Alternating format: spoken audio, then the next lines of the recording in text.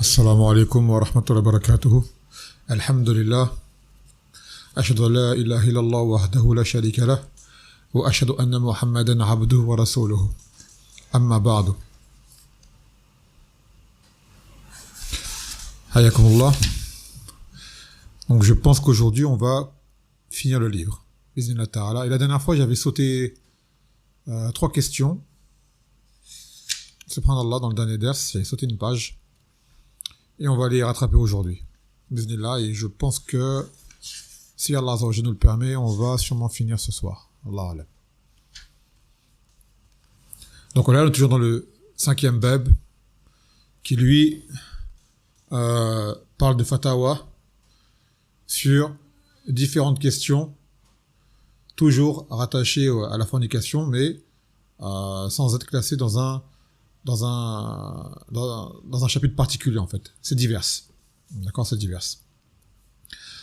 أولاً المسألة أدلة ولا الزنا تغزر وتحبس. Donc maintenant la question c'est la femme qui indique, qui aide à la fornication doit être sanctionnée et doit être emprisonnée. C'est un peu comme une proxénète ou ce genre de choses. السؤال ما حكم المرأة الدالة المعاونة لأختها على جريمة الزنا. Quel est le jugement de la femme qui elle indique et participe à aider sa sœur à tomber dans la fornication.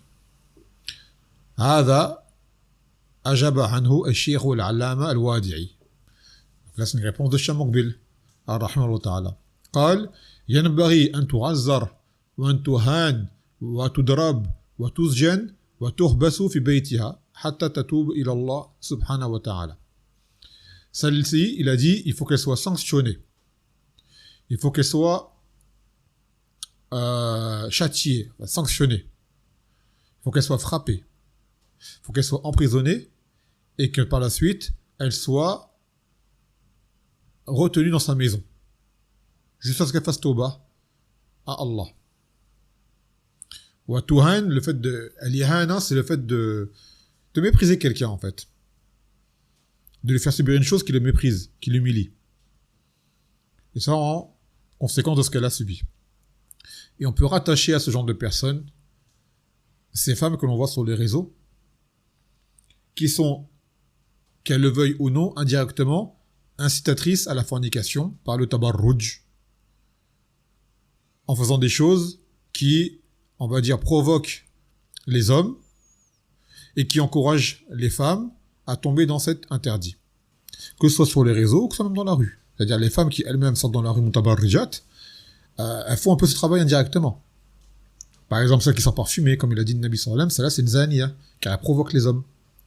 Celles qui sortent mal vêtues, ça amène à cela. Même si elles, ce n'est pas leur intention d'appeler à cela directement, ça c'est une conséquence. Ça va amener à ce que cela provoque des hommes. Et cela pourra également influencer d'autres femmes qui sont de faible foi, ainsi de suite. Elles voient ces femmes-là et prennent exemple sur elles. Et par la suite, peut-être cette femme-là qui a pris exemple sur l'autre, eh ben, celle qui se trouve à tomber dans l'interdit. Ou à kada. Donc ça ressemble. Ça ressemble. C'est pour ça qu'on rappelle encore, principalement aux femmes, de faire attention sur les réseaux.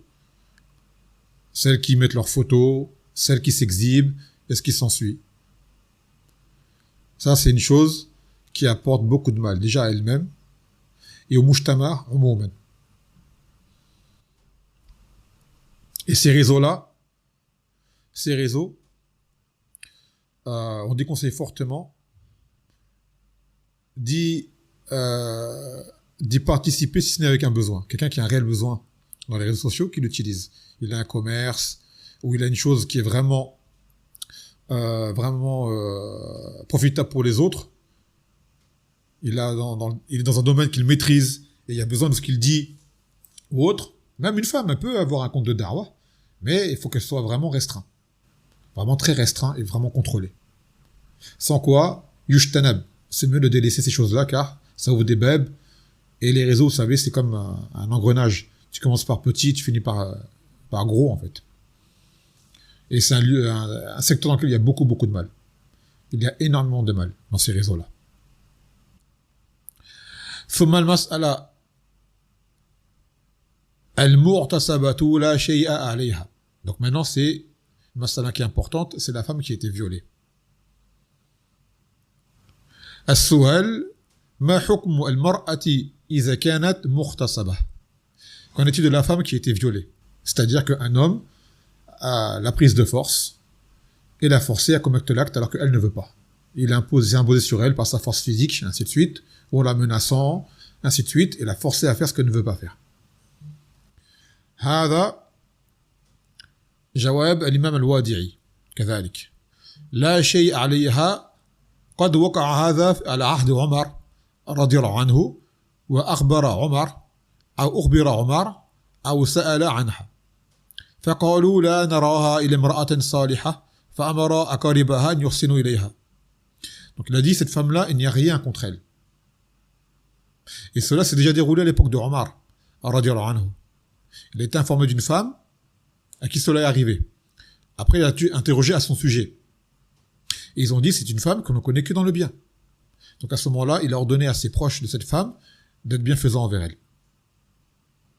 Donc c'est important de regarder car Omar, il a interrogé à son sujet. C'est-à-dire, est-ce que c'est une femme qui, de base, a vraiment subi ce qu'elle n'a pas cherché?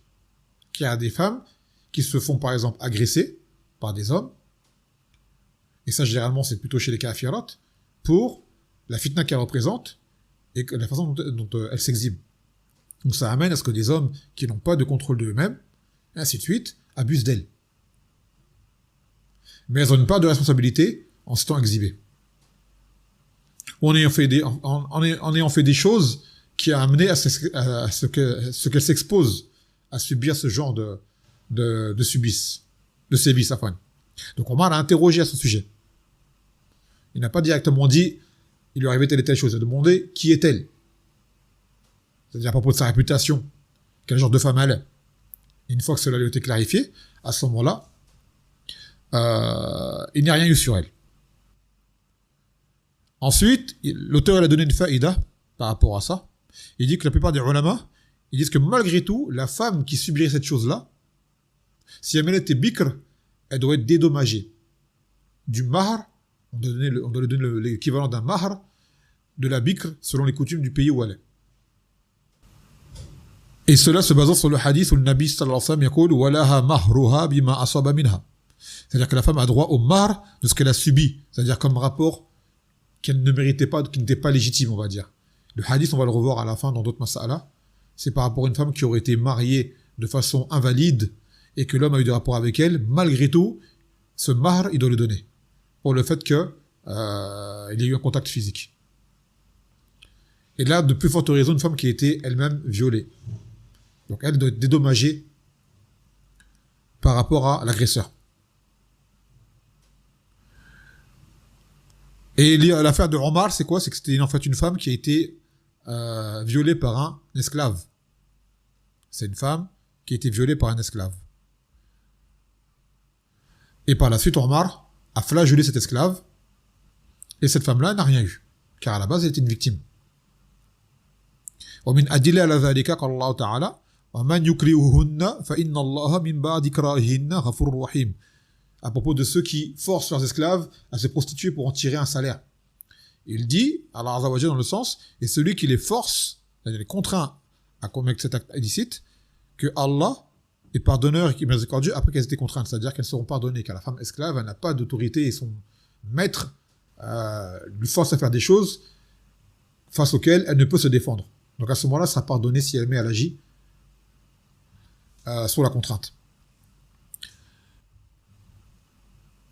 Et bien sûr, la mas'ala, là on parle de la mas'ala par rapport au hukm shari'i sur la sentence. Après, il y a d'autres choses à prendre en compte. Quand une femme se fait violer, c'est une chose qui est gravissime. C'est un abus de pouvoir de la part d'un homme sur elle. C'est une chose qui est inacceptable. Et par rapport au traumatisme, ce qui s'ensuit, ça c'est notre mas'ala. Là, on parle par rapport à Shar'an.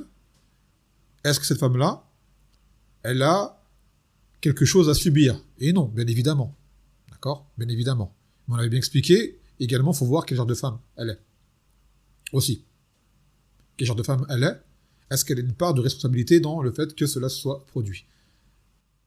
L'agresseur sera l'agresseur. Quoi qu'il en soit, il ne sera pas déculpabilisé pour ce qu'il a fait. Lui, quoi qu'il en soit, ce qu'il a fait, il n'a pas le droit de le faire.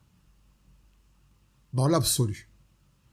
Mais après, il regarde, est-ce que la femme, elle-même, a fait une part de provocation? J'avais vu une fois un article sur une femme comme ça qui, dans un autre pays, c'était pas en France, je crois que c'est un pays d'Europe, la Suède, ou je ne sais où. Un homme, un professeur qui avait été incriminé pour viol envers son élève, une de ses élèves. Et ils avaient expliqué qu'il avait une circonstance atténuante, comme ils disent, que lorsqu'il a cité les faits, il a dit « Moi, je la croyais consentante ». Et la femme, elle a nié. Parce qu'il a dit « Moi, on s'est retrouvés seuls ensemble, donc j'ai pas forcé à venir. » Et en plus, il a décrit comment elle était, ses sous-vêtements. Sous-vêtements qu'elle portait. Donc il a dit « Pour moi, tout ça, c'est un message pour me dire, voilà. » Et par rapport à cela, sa peine lui était minimisée. Même chez les koufars, ça a été pris en compte. Après, ben, ça fait un scandale chez les femmes, car elles ont commencé à dire comment ça, on n'a plus le droit de s'habiller comme on veut, on répond à un rendez-vous comme ça de façon anodine, ça veut pas dire qu'on veut, et ainsi de suite. Mais le juge, je crois même que ce juge c'était une femme, il me semble, elle avait dit, là, ça c'est de la provocation, ça. En tout cas, il y a une part de provocation. D'accepter de se retrouver avec un homme seul, d'être habillé d'une façon particulière, qui laisse entendre des choses, des sous-entendus. Après, si l'homme y passe à l'acte, voilà.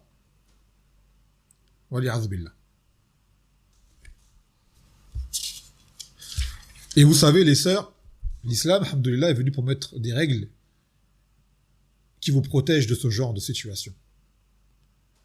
Ce qu'il faut, c'est de respecter autant que possible. Car l'homme, malheureusement, fait preuve d'abus de pouvoir. Et l'homme, de base, il est injuste. Innahu kana zaluman jahula. De base, c'est que l'être humain, il est injuste et ignorant. La base chez l'homme, c'est le mal. Après, ce qui l'éduque, c'est l'islam. Et cet islam, ce qui l'éduque, c'est la taqwa. وقال النبي صلى الله عليه وسلم خيركم في الجاهلية خيركم في الإسلام إذا فقهوا. Que ceux qui étaient les meilleurs dans la jahiliya seront les meilleurs à l'islam s'ils comprennent. Ils vont s'arranger. Malgré tout, il reste cette part de malséance présente chez l'homme. Et l'homme, bien sûr, physiquement peut s'imposer par rapport à une femme. Et c'est souvent le cas dans les viols, c'est par rapport à la force physique. Et ainsi de suite. Ou avec des armes. Et la femme ne peut se défendre. Et comme c'est des situations qui arrivent, une sœur qui respecte le droit de l'islam, de base, elle peut éviter ce genre de choses. Déjà, en évitant de sortir pour rien. Ensuite, si elle sort habillée correctement. Après, si elle peut éviter de sortir seule, c'est encore mieux. Éviter les lieux mauvais. Éviter les heures tardives. Et ce qui s'ensuit. Et si tout ça est respecté, vous n'allez quasiment pas trouver ce genre de choses. Peut-être que ça peut arriver à l'intérieur, ce qu'ils appellent l'inceste. C'est déjà arrivé que des femmes aient été abusées de leurs proches. De leurs proches. L'oncle, ou un tel, ou un tel, ou un tel. Ça, c'est notre histoire. Mais là, on parle des femmes qui seraient agressées, par exemple, dans la rue. Et de base, c'est rare que cela arrive à des sœurs. Même dans les pays d'islam, c'est pas une chose qui est réputée, ça. S'il y a des abus sexuels qui se font, souvent c'est du côté de l'inceste, comme on l'a expliqué. Eh ben, dans la rue, comme ça, non. Ça, c'est une chose qui n'est vraiment pas courante dans les pays d'islam. Il y en a, on peut en trouver, mais c'est rarissime. C'est pas comme des pays de koufr. Ça n'a rien à voir.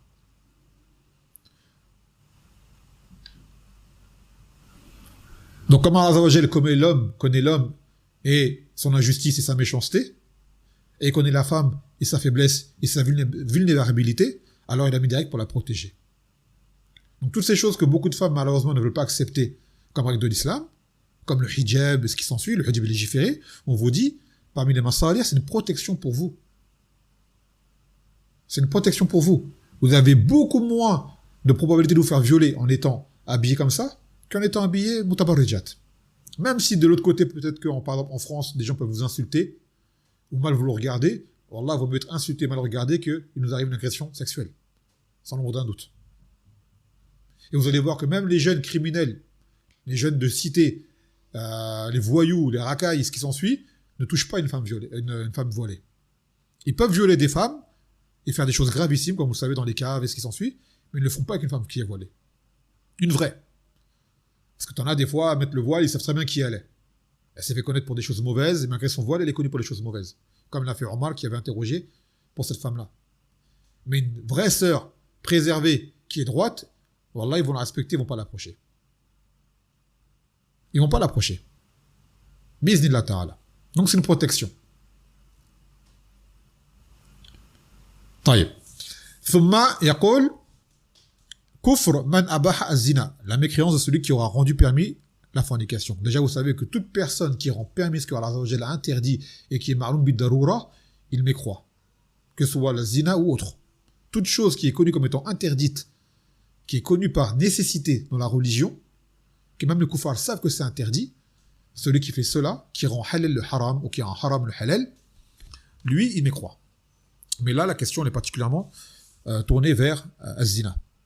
السؤال ما قولكم في من يقول بعدم تحريم الاتيان للمرأة التي لم تكن في عصمة الرجل وإنما تحرم المرأة التي كانت في عصمة الرجل وذلك الذي يسمى الزنا. Donc la question c'est que dites-vous de quelqu'un qui dit qu'il n'est pas interdit d'avoir des rapports avec une femme qui n'est pas, on va dire, mariée en fait, mais que cela n'est interdit que pour la femme mariée. C'est-à-dire en fait ce que les gens voient c'est l'adultère qui est interdit. On a expliqué que l'adultère c'est une chose qui est plus particulière que la fornication. Tout adultère est une fornication, ce n'est pas toute fornication qu'un adultère comme on l'avait rappelé. Donc ces gens ils disent ça, qu'une femme qui est célibataire en fait, elle, forniquer avec elle c'est permis, d'après eux. Là c'est une fatwa de Al-Lajna ad-Da'ima sous la présidence de Cheikh Ibn Baz rahimahullah ta'ala. من قال ذلك فهو كافر بإجماع المسلمين ولعموم نص القرآن الأمرين ولتصريح السنة بتحريم كل منهما وتسميته زنا. Donc il a dit celui qui dit cela c'est un kafir avec le consensus des musulmans. Et cela pour la généralité qu'englobe les textes du Coran pour les deux situations, qu'elles soient célibataires ou qu'elles soient mariées. Et également que la sunna l'a clarifié. Et que les deux sortes, c'est-à-dire les deux situations sociales, la fornication qui a lieu s'appellera fornication, c'est interdit. Comme قال تعالى ولا تقربوا الزنا إنه كان فحشة وساء سبيلا. Et ne vous approchez pas de la fornication car cela est une turpitude et un mauvais chemin. Et après, citer les versets qu'on cite depuis le début par rapport à la sentence du fornicateur, de la fornicatrice, et s'ils sont bikr, qui sont flageolés, donc le bikr, ça veut dire quoi? Celui qui n'est pas marié. Bon, ainsi de suite. ثم مسألة أخرى بطلان النكاح بلا ولي. Là, c'est l'invalidité du mariage qui a lieu sans tuteur, sans wali. Car le mariage, il a arkan al-zawaj, al-nikah, roknan, ala sahih. Wa ba'dhum qalu thalatha. On va dire shurut également. C'est le mahar, d'accord? Le mahar, le wali, et bien sûr, le consentement. Et certains ont rajouté les deux témoins. Et les deux témoins, c'est une masala khilafiyya. Mais ma chère sont d'avis que les témoins ne sont pas un pilier. C'est-à-dire, s'il n'y a pas de témoin, l'acte de mariage, il est quand même valide. D'autres ulama, ils voient qu'il est invalide. Donc on dit, sortez du khilaf, prenez des témoins. Comme ça, c'est au minimum, même si c'est pas... Même ceux qui voient que c'est pas une condition, ils disent que c'est mustahab, c'est mieux quand même. Donc, sortez du khilaf, faut pas avoir de doute par la suite. Prenez des témoins pour le mariage. Il n'y a pas de souci par rapport à ça. Mais c'est aussi pour rassurer ceux qui n'en ont pas eu, qui commencent à avoir peur de leur situation. En réalité, ces témoins-là ne sont pas une condition de validité du mariage. Wallahu ta'ala alam. السؤال ما حكم النكاح بدون ولي ولا سيما إذا كانت المخطوبة ثيبا ولا سيما إذا كان الخاطب والمخطوبة في بلد غير بلد الولي. Donc qu'en est-il du mariage sans wali, sans tuteur? Surtout que la prétendante, celle qui la main demandée, c'est une femme qui est thayyib. C'est quoi la thayyib? C'est celle qui a déjà connu le mariage. Donc une divorcée ou une veuve. Et également, que le prétendant et cette prétendante sont dans un pays étranger à celui du wali. Le wali, il est ailleurs. Ils sont dans un pays et le wali, il est dans un autre pays. Donc là, c'est une fatwa de Cheikh bin Baz, rahimahullah ta'ala. Al-wali la budda minhu, liqawli an-nabiy sallallahu alayhi wa sallam, la nikah illa bi wali. Wa la budda min kawn al-mar'ah tukhbir waliyaha wa huwa alladhi yatawalla 'aqd an-nikah. والمرأة لا تنكح نفسها ولا تنكح غيرها وهذا هو الزنا. Donc il a dit il est indispensable d'avoir un wali, un tuteur. Selon la parole du Nabi sallallahu alayhi wa sallam, il a dit qu'il n'y a pas de mariage valide sans wali. Et également, il est nécessaire que la femme informe son wali, c'est-à-dire pour qu'il la marie, car c'est lui qui prend en charge l'acte de mariage. Que la femme ne peut se marier elle-même, tout comme elle ne peut elle-même marier autrui, car cela c'est de la fornication. ويقول وفرق ما بين الزنا والنكاح الولي والشروط التي شرطها الله في ذلك فلا بد من ولي ولا بد من إجاب وقبول فلا يجوز للمرأة أن تزوج نفسها سواء كانت ثيبا أو بكرا بل الواجب عليها أن ترفع الأمر إلى وليها والوليها والذي يتولى ذلك. Donc lors de l'acte de mariage, il est obligatoire qu'il y ait la proposition et qui est l'accord. C'est-à-dire que le wali dit au prétendant Zawajtuka binti ou ukhti ou fulana, je te marie à ma fille ou ma sœur ou la femme qui a sa charge, et le khatib, en fait khatib plutôt, parce que khatib c'est celui qui fait la khutbah de Jumu'ah, là c'est le khatib, il dit j'accepte, qabiltu, et le mariage il est fait. C'est tout. Juste avant ça, khutbat al-haja, inna alhamdulillah nahmaduhu wa nasta'inuhu wa nastaghfiruhu ila akhirih. Ensuite, le wali fait la proposition et le prétendant accepte. Un acte de mariage, c'est pas plus simple que ça. Et il n'y a pas besoin d'imam comme les gens le font. C'est le wali qui se charge de marier la femme lui-même. Et c'est très facile à faire. Il n'y a pas besoin d'avoir appelé un imam ou quelqu'un qui parle arabe ou quoi. Ça, c'est dans toutes les langues. Et même la khutbah al-haja, c'est une sunna, ce n'est pas obligatoire. Donc les gens perdent cette habitude d'aller chercher à droite à gauche, de trouver un imam pour se faire marier. À tel point que même en France, ils ont interdit aux imams de faire le mariage religieux avant de le faire à la mairie. D'accord ? Ça, on n'en a pas besoin. Le mariage à la mairie, c'est pour les modalités mondaines. Ce mariage-là n'a aucune valeur religieuse. C'est juste pour les papiers, s'il y a un voyage, ou s'il y a des enfants, c'est pour faciliter les démarches, c'est tout. Mais religieusement parlant, ce mariage à la mairie, il n'a aucun poids. Ce qui a un poids auprès d'Allah Azza wa Jal, qui rend la relation halal, c'est ce qui a lieu avec le wali. Et le wali, on dit aux hommes de prendre leurs responsabilités et d'assumer leur rôle et de marier les femmes qui sont à leur charge eux-mêmes. De ne pas faire les fainéants, de ne pas faire les timides quand il n'y a pas lieu de le faire. Parce que souvent les gens disent oui, on rend la religion trop dure. Les choses faciles, ils n'arrivent même pas à les faire. Ils se surchargent d'aller chercher quelqu'un, voire même d'aller payer. Des gens, ils profitent de ça, ils prennent de l'argent pour marier. À la base, il n'y a pas besoin de ça. Le wali marie sa fille ou sa sœur ou la femme qui a sa charge n'importe où, dans la voiture, à la maison, au travail, il n'y a pas de particulier. C'est pas au masjid. D'ailleurs, prendre le masjid en particulier pour le faire, les ulama disent que c'est tashabbur bil kufar, comme ils font les chrétiens à l'église. Tu peux le faire à la mosquée si tu veux, mais ne crois pas que le faire à la mosquée c'est une sunna ou c'est un fadl. Non. Tu peux le faire partout.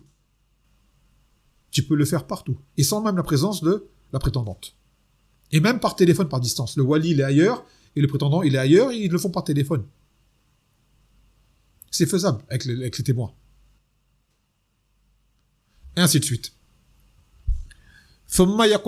Donc, une femme ne peut se marier toute seule, ni marier autrui. Car le wali, également, il y a des shurut. Il faut que ce soit un homme. À la base, c'est le père. Et si jamais le père n'est pas là, c'est tous les hommes qu'on appelle les asaba, ce sont les hommes du côté du père. Les hommes du côté de la mère ne sont pas des awliya. Le mariage n'est pas valide avec eux. Ce n'est que du côté du père. Les oncles paternels, soit les frères germains, qui sont d'un même père, ou si jamais ce sont des demi-frères du côté du père. Ce sont eux les awliya qui peuvent marier la femme. Mais du côté de la mère, ce n'est pas valable. Sachez-le bien, c'est une règle qui est importante, parce que des gens, ils ne savent pas ça, ce détail-là. C'est que du côté du père, et bien sûr qu'il soit musulman. Donc il fait salat, et ainsi de suite. Ça, c'est important également. Après la salat, il y a un khilaf, il y a des ulama, ils voient que ce qui n'est pas salat, ça reste un musulman. Donc là, c'est autre chose. C'est une subtilité. Sans quoi, le wali, c'est celui-là.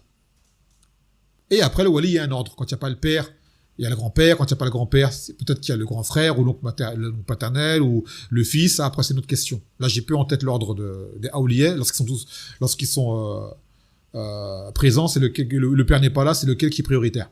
Normalement, c'est le grand-père. Normalement, c'est le grand-père. Et après, le reste, j'ai des doutes, j'ai oublié. ثم يقول والواجب على الولي أن يتقي الله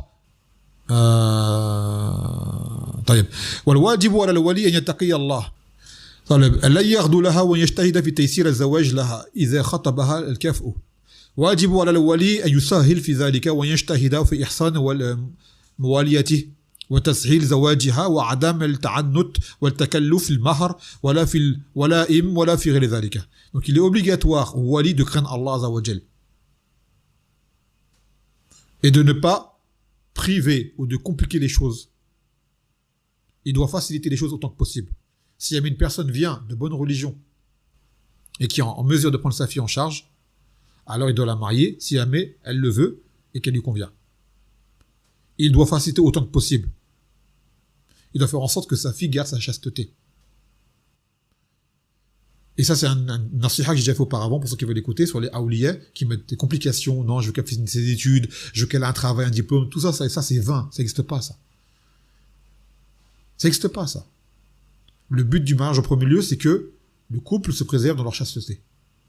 Repousser pour les études, ça va amener à des catastrophes. Et ainsi de suite. Et si vraiment elle veut étudier, que ses études, elles sont dans le licite, elle se marie, elle étudie. C'est pas un problème si le mari l'accepte. Et qu'il n'y a pas de transgression. C'est pas un problème. Même s'ils veulent, elle habite chez ses parents, elle habite chez ses parents, c'est pas un mché, ils tombent pas dans le haram. Et après, au fur et à mesure, ils patientent et ils construisent leur foyer, ce qui s'ensuit. Quand on voit que les jeunes sont à bout et dans la tentation, il faut les marier. Je vous l'ai déjà expliqué plus d'une fois. Il vaut mieux se marier. On n'appelle pas au divorce. Et c'est la chose halal que Allah déteste le plus, selon un hadith qui est faible, mais dont les règles apparaissent comme étant valides. Cependant, mieux vaut avoir un rapport dans le halal et divorcer, plutôt que rester et tomber dans le haram, ne serait-ce qu'une seule fois. Ne serait-ce qu'une seule fois. Et ça, c'est ce qui risque de se passer lorsqu'on ne laisse pas les jeunes se marier. Ils vont tomber dans le haram. Donc, mieux vaut les marier. Si ça se passe mal, quand dans la machafarel, au moins, ils n'auront pas fait le péché. Le péché n'aura pas été commis. Donc, il faut bien mettre les priorités à leur place, que les gens se rappellent bien cela. D'accord ? C'est pas d'avoir un diplôme, c'est pas d'avoir une situation financière soit en soi, ou avoir ceci, ou avoir cela. En premier lieu, c'est de voir que ton enfant, il est sur le point de tomber dans le haram. Wallah, c'est une masoulia, si jamais il tombe dans le haram et que tu pouvais l'en empêcher, et tu lui as fermé les portes pour lui compliquer des choses qu'Allah ne t'a pas demandé, n'a pas imposé, Yom al-Qiyamah, tu seras interrogé pour cela, toi, le wali. D'avoir compliqué à ta fille, ou à ta sœur, ou à la femme, d'accord ? Et à cause de toi, comme tu étais irresponsable, tu as été ignorant ou quoi, que ta fille est tombée, ou ta sœur, ou qui s'ensuit, est tombée dans le haram, elle aura sa part de faute, mais toi également, car tu auras fermé les portes, pour empêcher que le halal se fasse. Wali azubillah. Donc le wali ne doit pas imposer des choses, il doit faciliter autant que possible. Ni dans le mahr, genre il vient pour se marier, il demande un mahr qui est exorbitant. Ou une walima, une grande fête de noces exorbitante alors qu'il n'a pas les moyens. Il dit non, tant que tu n'as pas telle somme, on ne te marie pas. Mais qui c'est qui a demandé ça ? Le Nabi sallallahu alayhi wa sallam s'est marié avec une walima avec des dattes et du leben. Des dattes et du leben. Si le khatib a les moyens, taïeb, il peut donner un grand mahr. Mais s'il n'a pas les moyens, il ne faut pas lui imposer. Et la walima se fait dans la mesure du moyen. S'ils ont le moyen de faire une grande noce dans le halal, tant mieux. S'ils n'ont pas les moyens, c'est pas une condition pour le mariage d'avoir tout ça. Ce qu'il faut, c'est le wali, l'accord du wali et de la prétendante, et le mahar. C'est ça qui est demandé. Après le reste, c'est des modalités. Certaines choses sont recommandées, mais et la walima est obligatoire, mais selon les moyens. Voilà, tu ramènes 2-3 frères, un verre de jus de fruits et quelques biscuits, ça y est, la walima, elle est faite. Hein. La walima, elle est faite. Il n'y a pas besoin de beaucoup. Hein. Ce sont les moyens. Il ne faut pas non plus être radin. Ce sont les moyens. Mais il faut la faire. Ça met une baraka. فإذا غضلها الولي أو تكلف في هذه الأمور ففي إمكانها أن ترفع الأمر إلى المحكمة إذا كانت في بلدها محكمة حتى تنظر المحكمة في الأمر وتأخذ له يد الولي. Donc maintenant si le wali il complique les choses, il impose des choses font obstacle, qui font entrave à l'avancée du projet de mariage, alors à ce moment-là, il est possible à la femme d'aller se plaindre auprès du tribunal, en expliquant la situation. Pour dire tellement la chose, elle est vraiment sensible, et elle est importante, qu'il est permis à ce moment-là à la fille de se plaindre de son père, ou de celui qui a, de son wali, quoi. Afin que l'autorité fasse pression sur le wali pour qu'il joue son rôle et qu'il ne complique pas les choses. أما إذا كانت المرأة في بلد ليس فيها ولي وليس فيها أب ولا أخ ولا ابن عم فإن الحاكم يقوم مقامه ووليه الحاكم لقول النبي صلى الله عليه وسلم أيما امرأة نكحت بغير إذن مواليها فنكاحها باطل ولها مهرها بما أصاب منها فإن اشتجروا فإن السلطان ولي لمن لا ولي له. Donc maintenant, si cette femme elle est en situation où elle n'a pas de wali, là c'est dans un pays d'islam, elle n'a pas de wali, par exemple, alors à ce moment-là, c'est le gouverneur qui fait office de wali, le gouverneur ou ceux qui représentent le gouverneur. Et à la base, c'est le juge. Après, en fonction des pays, ça dépend, ça peut être le maire, ça dépend ce que le gouverneur a décrété comme étant apte à marier en son nom, il fallait les papiers officiels. Car le Nabi sallallahu alayhi wa sallam, il a dit, toute femme qui se marie sans la permission de son wali, son mariage est invalide. Son mariage est invalide, son mariage est invalide. Et malgré tout, elle aura le droit au mahr de l'acte qui aurait été commis. C'est-à-dire une femme, comme vous disiez tout à l'heure, elle s'est mariée sans wali. Son mariage est invalide. Malgré tout, l'homme, il doit payer le mahr parce qu'il a eu des rapports avec elle. Donc elle a droit au mahr, mine de rien. Il a dit, si jamais il y a un conflit ou autre, il dit, alors c'est le gouverneur qui est son wali, pour ça qu'il n'a pas de wali. Le gouverneur musulman. Donc ça, c'est en pays d'islam. D'accord? C'est en pays d'islam. يقول فالحاكم يكون مقام وليها ويكون هو وليها ويزوجها أو يوكل من يزوجها. Donc à ce moment-là, le gouverneur, c'est lui qui prend la place du wali, c'est lui qui joue ce rôle, qui la marie, ou alors qui délègue quelqu'un pour s'en charger. فإن كانت في بلد ليس فيها حاكم ولا ولي كالأقليات الإسلامية في بلاد الكفر هذه يزوجها رئيس المركز الإسلامي إذا كان عندها مركز إسلامي لأنه بمثابة السلطان عندهم فرئيس المركز الإسلامي ينظر لها يزوجها بالكاف أو بالكوفي. Il dit maintenant si c'est une femme qui est dans un pays où il n'y a pas de gouverneur musulman, c'est-à-dire par exemple comme les minorités qui sont dans les pays de Kufr.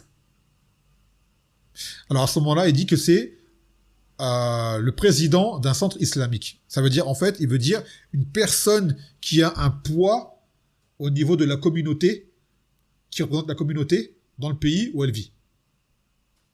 C'est lui qui la marie. Car lui, il fait office d'autorité. Et dans les pays où il n'y a pas d'autorité musulmane qui soit vraiment prise en compte, Shamokbil et d'autres ulama, ils disent qu'en fait, à ce moment-là, elle choisit un homme qui a une certaine autorité au sein de la Ummah. Un imam de mosquée, un prédicateur, un enseignant, un homme de da'wah, qui est connu auprès des gens pour sa fiabilité, ainsi de suite. Et à ce moment-là, lui peut le faire. Par exemple, pour les sœurs converties, ils n'ont pas de wali. Ou ceux qui sont d'avis que le Tariq Salah, c'est un kafir, et c'est la vie authentique, celui qui fait pas ça, c'est un kafir, et que son père, il fait pas la salat ou quoi, à ce moment-là, elle peut se tourner vers quelqu'un d'autre. Et le wali, à ce moment-là, eh ben, celui qui peut aider, qu'il aide. Celui qui peut aider, qu'il aide. Mais j'invite les gens à revenir vers le conseil que j'ai fait sur les awliya pour pas avoir à me répéter. Il dit وإذا كان ولي أمرها موجودا ولكنه بعيد فيكاتب حتى يرسل وكالة وإذا كان ما يعرف محله وما يعرف محله فالولي الذي بعده يقوم مقامه فإذا كان لا يوجد فالسلطان يقوم مقامه ويزوجها. Donc maintenant si le wali par exemple il est absent, il est ailleurs, alors il peut déléguer quelqu'un qui le représente. Il dit un tel fait le mariage à ma place. C'est-à-dire j'ai mon accord, mais tu as la femme à la place. Ça peut être un de ses proches, ça peut être une personne de confiance qu'il connaît. Et si jamais le wali n'existe pas, il est décédé ou autre, on prend celui qui vient après lui, selon l'ordre, comme je l'expliquais, selon l'ordre des hommes de la famille du côté du père. On regarde qui est le plus proche et ainsi de suite pour choisir. Et si jamais il n'y a personne, alors on revient à la masala qu'on a citée tout à l'heure. En pays d'islam, c'est le gouverneur, et en pays de Kouf, ça va être une personne qui représente la Ummah, et chacun à son niveau. Ou même ceux qui ont une ambassade, par exemple, une sœur, elle est d'origine, je sais pas moi, sénégalaise, elle veut se marier, elle peut essayer d'aller voir l'ambassadeur sénégalais s'il veut bien le faire le mariage. S'il le fait, c'est parfait. Donc, souvent, ils refusent, ces gens-là, ils disent c'est pas mon rôle, je suis pas là pour ça. Mais on sait jamais. Si des gens ont une ouverture, ils voient qu'ils peuvent faire cela, qu'ils le fassent, c'est valide. L'ambassadeur du pays d'origine de ses parents. Si jamais ce sont des musulmans. Il faut que ce soit un musulman, obligatoirement. Le wali ne peut être qu'un musulman. Non. Bon, bah finalement, on va s'arrêter là. Hein. Inch'Allah ta'ala. Il reste peu, mais bon, ça aura fait trop long. Donc, une bismillah ta'ala, on finira demain. Donc, c'est un rappel par rapport à ça pour les awliyas, car il y a trop de laxisme dans ce domaine-là, et des gens qui font trop de complications, et à cause de cela, ça mène à de fâcheuses conséquences pour leur fille ou pour la femme qui a leur charge. Et la tentation, surtout en pays de Kouf, elle est très très forte. Donc, surtout faciliter autant que possible le mariage. Faciliter autant que possible le mariage. نعم نكتفي بهذا القدر فسبحانك وبحمدك لا إله إلا أنت أستغفرك وأتوب إليك السلام عليكم ورحمة الله وبركاته